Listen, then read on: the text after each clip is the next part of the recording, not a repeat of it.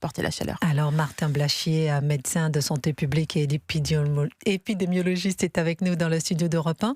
Nous allons parler effectivement de cette chaleur. Est-ce qu'on peut travailler, faire du sport normalement pendant une alerte canicule? Quels sont les signes qui doivent alerter en cas de coup de chaleur? On a vu que quelqu'un est décédé après un coup de chaleur. Et puis on va parler un peu de ce qu'il faut manger, des conseils concrets par rapport à cette chaleur. Bonjour Martin Blachier, merci beaucoup d'être avec nous ce matin. Est-ce qu'un médecin comme vous est surpris en général par cette chaleur et comment est-ce qu'il aborde en tant que médecin cet épisode de canicule, appelé officiellement canicule? Je dirais que quand il fait chaud comme ça, il faut changer sa façon de vivre. Il ne faut pas chercher à faire exactement comme ce qu'on faisait avant. Notamment, je vois des gens qui vont aller courir aux heures chaudes et qui se disent « moi je ne changerai rien, je supporte très bien la chaleur ». C'est pas vrai, en fait, notre corps il n'est pas fait pour vivre sous ces fortes chaleurs. Il faut s'imaginer qu'en fait notre corps c'est un peu comme une automobile, une voiture, et donc il va lui-même créer de la chaleur et à un moment il va falloir qu'il l'évacue. Et en fait, si jamais la chaleur monte trop et que notre corps il est plus capable de réguler en fait les protéines, tout ce qui est à l'intérieur de notre corps ne va plus bien fonctionner, et donc ça peut très très vite se dégrader. Donc il y a deux types de coups de chaud. Il y a le coup de chaud de la personne âgée, du jeune enfant qui va lutter, et au bout d'un moment, il va avoir du mal finalement à lutter contre la température. Et puis il y a le coup de chaud brutal de la personne qui va effectivement aller faire son footing alors qu'il fait 35 degrés dehors. Et là, c'est plus embêtant parce qu'en fait, ça va être très brutal et ça peut se terminer comme effectivement ces décès qu'on a vus ce week-end. Donc il faut faire très attention. La chaleur, c'est pas de la blague. Et donc, il faut adopter des nouveaux modes de vie, nouvelles manières de manger et nouvelles manières de gérer aussi son intérieur et de s'hydrater. On va en parler, on va continuer à en parler pendant cette première demi-heure notamment dans le studio d'Europe 1. Alors, rappelons quand même, avant de vous donner la parole, Gabriel Cluzel, qu'il y a 1600 stations météo en France, que la majorité ont été créées en 1945-47 et qu'on a vu, effectivement, parce que certains peuvent avoir des doutes, effectivement, en se disant, bon, il fait chaud, il a toujours fait plus ou moins chaud, mais statistiquement, on peut officiellement, effectivement, dire que c'est un épisode exceptionnel, puisqu'avant les années 2000, on comptait en France en moyenne 7 jours à plus de 30 degrés. Entre 2000 et 2020, ce chiffre est passé à 14. En 2025, ce chiffre est passé à 18. Et cette année, c'est la première fois, par exemple, qu'on dépasse les 30 degrés à Brest. Comment vous abordez cet épisode, vous, Gabriel Cluzel? Alors écoutez, moi je ne suis pas météorologue, mais néanmoins sur le plan familial, c'est vrai que moi j'ai un tout petit peu l'habitude de la chaleur parce que j'ai vécu 2 ans au Sénégal quand j'étais enfant, et autant vous dire qu'on fermait pas les écoles, qu'il n'y avait pas de climatisation, mais on prenait des habitudes de vie un peu différentes. C'est vrai qu'on sortait pas aux heures chaudes, entre midi et 2 heures. On forçait les enfants à faire une sieste, à s'installer au calme avec un livre. Et moi, vous voyez, j'entends parler de cette controverse, faut-il fermer ou pas les écoles? Je trouve au contraire que les petits enfants, finalement, dans un cadre un peu plus discipliné de l'école, prennent un livre à l'ombre, et c'est peut-être mieux que finalement d'être chez eux où ils peuvent être tentés d'aller dans le jardin. Donc je trouve que c'est une fausse controverse. Je pense qu'il ne faut pas s'arrêter de vivre, prendre des bonnes mesures, oui, s'arrêter de vivre, non. Et puis aussi j'ai des interrogations, j'avoue, sur l'habitat. Pourquoi fait-il plus frais dans des habitats anciens? C'est souvent le cas. La pierre protège visiblement de la chaleur, et pourquoi aujourd'hui certains appartements, alors qu'on a pris conscience de tous ces enjeux, sont extrêmement chauds? Moi, j'ai pas de réponse, mais néanmoins, je m'interroge. Ah oui, faut-il fermer les écoles? Beaucoup se posent la question. Est-ce qu'il faut les climatiser? Est-ce qu'il faut s'adapter? Est-ce qu'il, comme dit Gabriel Cluzel, il ne faut pas s'arrêter de vivre? Vous, Géraldine Amont, comment vous faites face à tout cela? Comment je fais face? Bien moi, je ferme mes volets avant de partir de chez moi pour garder mon environnement frais. En fait, j'ouvre les fenêtres le matin pour faire rentrer le peu d'air frais qu'il peut y avoir, et je ferme mes volets avant de partir. Là, en ce moment, chez moi, c'est noir, en espérant de retrouver un intérieur un peu, pas trop chaud en rentrant du travail. Et concernant les écoles, je pense que vous qui étiez enseignante. J'étais enseignante, et je peux vous dire que enseigner sous cette chaleur, eh bien c'est insupportable, même quand on arrive très tôt le matin, parce que à 8h30 du matin, il fait déjà très chaud, surtout dans les écoles qui sont mal adaptées justement à la chaleur. Alors fermer les écoles, non, pas forcément, mais je pense adapter l'emploi du temps des enfants, et mettre de la climatisation, parce puisque les salles de classe ne sont pas climatisées et peut-être un peu plus de végétation dans les cours des écoles. Faut-il fermer les écoles? Faut-il les climatiser? Faut-il généraliser la climatisation comme on a généralisé le chauffage un peu partout? Appelez-nous au standard d'Europe 1 pour partager votre avis. On aura dans un instant un prévisionniste de Météo France et on aura un youtubeur que nous aurons dans un instant qui est aussi un agriculteur, un éleveur de vaches. Il nous parlera de son expérience face à cette vague de chaleur. Alors, avant de marquer une pause, peut-être une autre question par rapport avec vous, Martin Blachier, qui est dans le studio d'Europe 1, médecin de santé publique et épidémiologiste.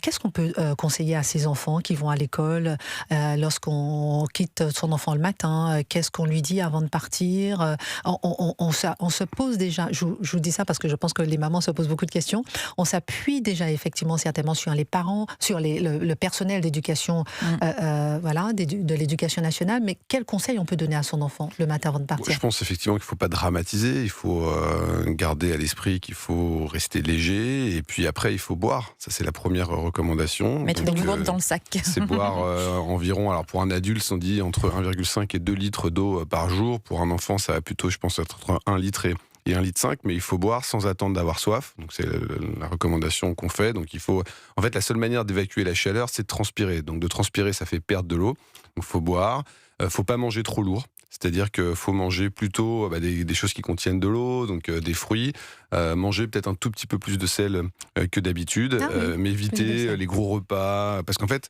digérer quelque chose de lourd, ça fait créer de la chaleur. Donc l'objectif, c'est de pas créer de la chaleur en interne, et puis surtout, ne pas aller s'exposer au soleil et de rester à l'ombre. De rester à l'ombre et de ne pas faire de sport, de ne pas se surchauffer. Le but, c'est comme une voiture, il ne faut pas faire chauffer l'organisme, donc ne pas le faire chauffer quand déjà il essaye de lutter contre la chaleur. Donc restez calme aux heures chaudes, c'est ça l'adaptation. Ne pas dramatiser, ça a été vos premiers mots tout à l'heure, restez calme. Non mais c'est important effectivement de souligner ça. On marque une pause, on revient dans un instant sur Europe 1 et on aura notre éleveur de vaches qui va témoigner de son quotidien. Alors que manger? Burger, frites ou salade fruits? Comme melon pastèque, c'est quoi le repas idéal? Vous parliez de repas tout à l'heure, donc des fruits, des crudités, repas légers et aliments riches en eau, c'est-à-dire salade, pastèque, melon. Exactement, éviter les viandes, éviter les choses trop grasses, peut-être un petit peu de fromage parce que ça permet d'avoir un petit peu de sel. Mais ce qu'il faut, c'est un petit peu de sel, éviter les protéines animales, donc il faut manger léger, c'est exactement ça, parce qu'il ne faut pas que notre organisme fasse de la chaleur en digérant, donc il faut mettre l'organisme au repos, donc aussi bien par l'exercice physique que par la digestion, et puis peut-être faire des petits encas pour se rafraîchir plutôt que de faire des gros repas. D'accord, petits encas. Alors pour se rafraîchir justement, de l'eau, du thé, du jus de fruits, alors surtout du thé tiède, glacé, chaud. Surtout pas d'alcool. Il n'y a rien qui déshydrate plus que l'alcool. Éviter les boissons sucrées. Donc c'est de l'eau. Ça va être effectivement des boissons qui peuvent être tièdes. Éviter la caféine aussi parce que ça c'est pas extraordinaire quand il fait très chaud. Et puis boire toute la journée. Surtout, ce qui est important, c'est pour les personnes âgées, je passe ce message, c'est que les personnes âgées, elles ont du mal à savoir quand elles sont déshydratées, elles ont moins la sensation de soif. Donc il faut boire même quand on n'a pas soif. Oui, donc ça, c'est très important. C'est plutôt les personnes âgées dont il faut s'occuper. On parle beaucoup des enfants. Non, mais c'est vrai. C'est les très jeunes nourrissons qui sont... et après, les enfants, ils supportent assez bien la chaleur. Effectivement, c'est les personnes âgées qui sont les plus à risque de se déshydrater. Et j'ai toujours entendu qu'il ne fallait pas boire trop froid en cas de forte chaleur. Est-ce que cette légende est vraie? C'est plus qu'une légende. Je veux dire pourquoi? Parce qu'en fait, quand votre estomac va percevoir l'eau froide, il va voir ça comme un signal d'alerte et du coup, il va vouloir vous réchauffer. Et donc, c'est pas assez génial de lui envoyer un faux signal. Donc, en fait, c'est un leurre. Donc non, il ne faut pas boire glacé quand il fait chaud, il faut boire à température ambiante pour réhydrater sans donner des fausses informations à votre corps. Et d'ailleurs, souvent, dans les pays chauds, les gens boivent par exemple effectivement du thé presque bouillant. J'exagère, mais du thé chaud pour pouvoir se rafraîchir. Oui, tout à fait. Enfin, vraiment, encore une fois, l'objectif, c'est de réhydrater. Donc, l'eau à température ambiante, c'est aussi bien que le thé chaud. Je ne pense pas que le thé chaud soit bien mieux. Mais effectivement, pas d'eau glacée. Et éviter ça. Et surtout, pas d'alcool. Parce que l'alcool, comme je le redis, déshydrate. Donc, c'est une période où il faut boire plus d'eau que d'alcool. De façon générale. Mais encore plus quand il fait chaud comme ça. Alors, fenêtre ouverte, volets fermés, douche glacée, douche tempérée, douche fraîche. Alors sur la douche glacée, c'est pareil, hein, c'est un peu le même principe que quand vous buvez glacé, donc il vaut mieux prendre des douches tièdes, parce qu'en fait, sinon votre corps il va un peu frissonner, il va chercher encore à se réchauffer, et c'est pas extraordinaire. C'est bien de s'humidifier, parce qu'en fait, comme je vous disais, c'est la transpiration, donc c'est l'évaporation de l'eau sur votre peau qui va créer de la chaleur. Donc ça va l'aider. Et puis surtout, il faut rester au repos, il faut fermer les volets, comme vous le disiez, le matin, et ouvrir la nuit et tôt le matin. Et puis réorganiser sa journée pour faire les efforts plutôt soit le matin tôt, ou alors vraiment quand le soleil a commencé à bien tomber. Et puis quand vous avez un ventilateur, évitez de le mettre sur vous, plutôt essayer de faire circuler l'air de la pièce, et éventuellement mettre un linge mouillé devant le ventilateur. Martin Blachier en direct sur Europe 1. J'avais encore une autre question, peut-être pour les animaux. Enfin, j'en ai beaucoup, hein, mais pour les animaux. Avant d'avoir, dans un instant, Guillaume Turpin, on parlera de la noyade. Si on a des animaux, alors comment est-ce qu'il faut faire? Ne pas oublier de leur donner de l'eau, effectivement, les mettre à l'ombre. Est-ce que eux, par exemple, ils ont la notion de la chaleur, ils se mettent à l'abri automatiquement, ou il faut les protéger? Pour être honnête, j'ai des connaissances vétérinaires qui sont... Je suis concentré sur l'homo sapiens. Mais non, j'imagine que c'est les mêmes recommandations. Effectivement, je pense qu'il faut les hydrater, pas les sortir quand il fait extrêmement chaud. Et alors après, là, je tente, mais c'est vrai que comme je pense qu'ils ont une conscience qui est un peu moins importante que la nôtre, j'aurais tendance à dire qu'il faut faire attention avec eux, éviter qu'ils se mettent à courir en plein soleil, même si je pense qu'ils ont des instincts qui font qu'ils se protègent de la chaleur. Mais encore une fois, là, je suis pas un expert. C'est vrai que moi j'avais un chat et Est-ce que vous êtes expert en chat? Non. Est-ce que vous êtes Non, mais vétérinaire? je sais que pendant les coups de chaleur, j'humidifiais un sopalin et je lui mettais sur la truffe et sur les pattes. Mimi, ça. Voilà. C'est Mimi. Non, mais c'est vrai. Bon, en tout cas, ça peut aider. Une maîtresse hors pair, là. Bon, en tout cas, alerte, ne laissez pas vos animaux dans les voitures, même quelques instants, alerte. Alors, on va avoir maintenant Guillaume Turpin. Vous êtes directeur adjoint des opérations littorales de la Société nationale de sauvetage en mer. Est-ce que vous voulez lancer, vous aussi, une alerte peut-être à nos auditeurs d'Europe 1, puisque qui dit chaleur dit on a un rafraîchissement, on a envie d'aller se rafraîchir, et on a vu qu'il y a eu des morts par noyade, cher Guillaume Turpin sur Europe 1. Bonjour à tous. Bonjour. Alors, effectivement, ce week-end, malheureusement, était marqué par des fortes chaleurs et un nombre de noyades important pour un week-end du mois de mai, puisqu'on a eu plusieurs décédés, aussi bien sur le littoral que sur des plans d'eau intérieurs. Au mois de mai, si vous voulez, vous avez très peu de postes de secours qui sont ouverts, ce qui veut dire que les plages ne sont pas surveillées. Et forcément, avec ces températures importantes, le littoral attire et les gens se baignent sur des zones qui ne sont pas surveillées. Donc, ce qui est important à faire passer comme message de prévention, c'est que si vous allez vous baigner sur une plage qui n'est pas surveillée, il faut éviter d'y aller seul, puisque même si le plan d'eau est calme, même si vous êtes un bon nageur, personne n'est à l'abri de faire un malaise ou de se faire piquer par un animal marin qui pourrait le mettre en difficulté. Donc, essayez d'aller vous baigner accompagné. Et puis, les fortes chaleurs, effectivement, peuvent occasionner ce qu'on appelle des chocs thermiques. C'est-à-dire que, étant donné que la température de l'air, la température extérieure est importante en ce moment, ça fait élever la température du corps. Et, à contrario, les plans d'eau sont encore frais puisque nous ne sommes qu'au printemps, et donc forcément il va y avoir un écart de température important entre l'air et l'eau. Ce qui veut dire que si vous rentrez rapidement dans l'eau, votre corps peut subir donc un choc thermique et ce qui peut occasionner un malaise grave qui peut aller jusqu'à la noyade pour des personnes dont l'organisme est fragilisé, notamment les personnes âgées. Donc dans ce cas-là, ce que l'on préconise, c'est vraiment de rentrer progressivement dans l'eau pour adapter son corps à cette nouvelle température. Guillaume, tu en peux rester en ligne avec nous. Je vous fais écouter Maude Bréjon, qui était sur TF1 à propos des noyades. D'abord, il faut être extrêmement prudent puisque c'est à la fin de l'épisode de canicule que l'on pourra dénombrer précisément le nombre de cas que l'on recensera malheureusement. Ce que je peux dire aujourd'hui, c'est qu'il y aurait 7 décès liés directement ou indirectement à la chaleur. Effectivement, des cas de noyade, on en dénombre au moins 5, et des décès liés à la forte chaleur lors de compétitions sportives. Voilà. Mais tout ça méritera d'être précisé à la fin de l'épisode que l'on connaît aujourd'hui. Et ça me permet aussi de rappeler qu'au-delà des mesures prises par l'État, prises par les préfectures, prises par les communes, il y a la vigilance individuelle de chacun qui est extrêmement importante dans ce genre de moment. Vous avez entendu Maud Bréjon sur TF1, Guillaume Turpin. Je rappelle que vous êtes directeur adjoint des opérations littorales de la Société nationale de sauvetage en mer. C'est quoi le plus grand danger selon vous ? Le plus grand danger, ça dépend vraiment de l'environnement. Et si vous êtes sur un plan d'eau calme, ce que je disais tout à l'heure, avec une température de l'eau fraîche en dessous des 20 degrés, et puis une température extérieure à plus de 30 degrés, là, clairement, le risque, c'est le choc thermique. À l'inverse, si les températures sont plus fraîches, mais que vous baignez sur un plan d'eau qui est agité, notamment sur les plages du sud-ouest, on a eu des décès notamment à la Cano et au Cap Ferret ce week-end. Là, clairement, le problème, c'était lié au plan d'eau en lui-même, aux baïnes, au courant d'arrachement, puisque... Oui, Gabrielle Cluzel, vous posez une question à Guillaume Turpin. Non, mais c'était précisément de cela dont je voulais parler, puisque pour connaître un peu le sud-ouest, le bassin d'Arcachon, c'est vrai que je me souviens que mes mères et grands-mères nous mettaient en garde contre les baïnes, et c'est un phénomène peu connu. Les gens qui vont sur le bassin d'Arcachon, au Cap Ferret, la Cano, etc., ignorent ce phénomène, et c'est extrêmement traître. J'ai l'impression que c'est vraiment un danger pour ceux qui ne connaissent pas la région. Non, c'est ça, je me trompe.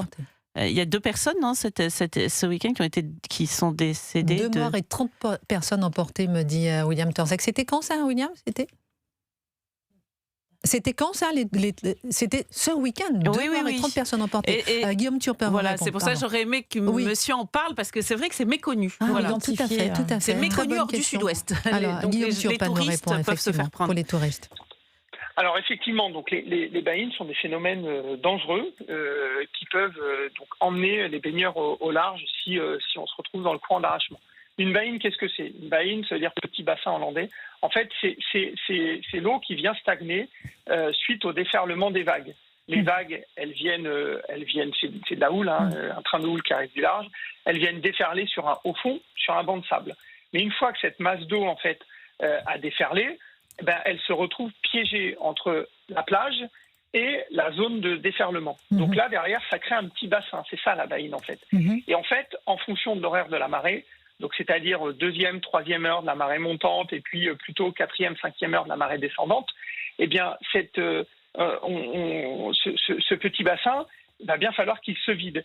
Et à ces heures-là de la marée, c'est là que vous avez les mouvements d'eau les plus importants. Et donc, où est-ce qu'il va se vider ? Il va se vider à côté de la zone de déferlement des vagues, dans un espace qu'on va identifier comme étant dangereux, puisque vous avez des courants d'arrachement qui vont vous emmener vers le large. Incroyable. Donc, déjà, quand on ne connaît pas puisque bien sûr, idéalement, c'est de se baigner sur des plages qui sont surveillées, puisque les nageurs sauveteurs savent les identifier et positionnent les zones de baignade sur des zones sécurisées.